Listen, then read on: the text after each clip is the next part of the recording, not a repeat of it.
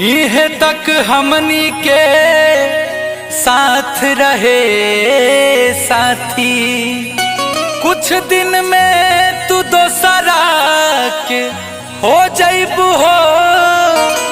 पता ना फिर कब तोहरा से भेंट होई कि ना होई। तू तयापन साजन के ख्वाब में खो जाइबू हो। ऐसा थी वादा करा कहीं भुला तो ना न जाइबू हमरा के।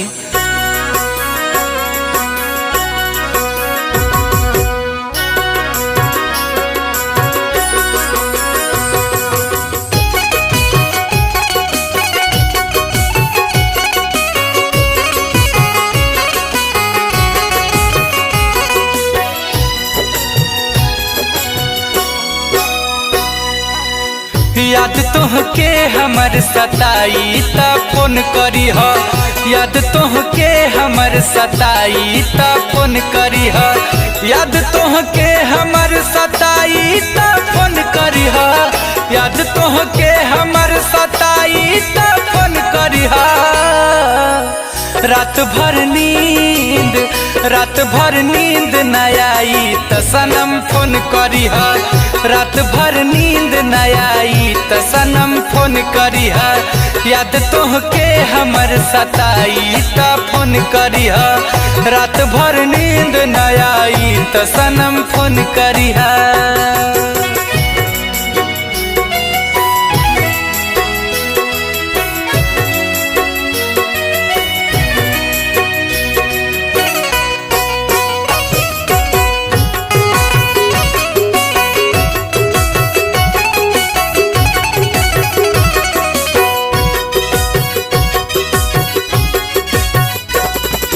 रही आबाद हर दम दिल से दुआ बा सनम।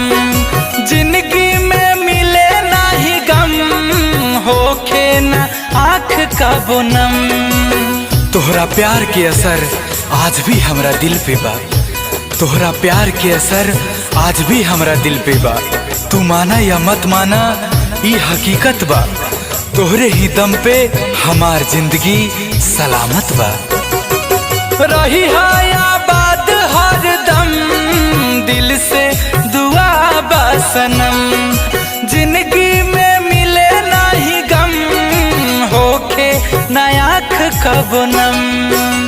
याद के आँख जो भर जाई ता फोन करी ह। याद के आँख जो भर जाई ता फोन करी ह। याद के आँख जो भर जाई ता फोन करी ह। याद के आँख जो भर जाई ता फोन करी ह। रात भर नींद न आई त सनम फोन करी ह। रात भर नींद न आई त सनम फोन करी ह। रात भर नींद न आई त सनम फोन करी ह। याद तोहके हमर सताई त फोन करी ह।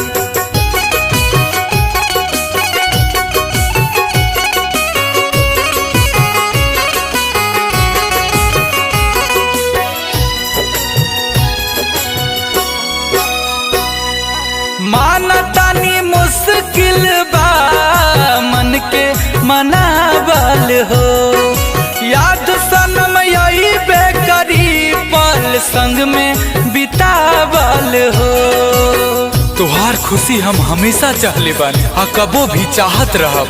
तोहार खुशी हम हमेशा चाहले बानी आ कबो भी चाहत रहब।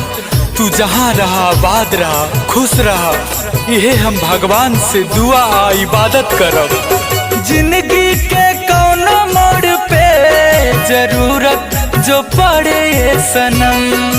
गुंजन के याद करी हा साथ पैबू खड़ा तुहार दम।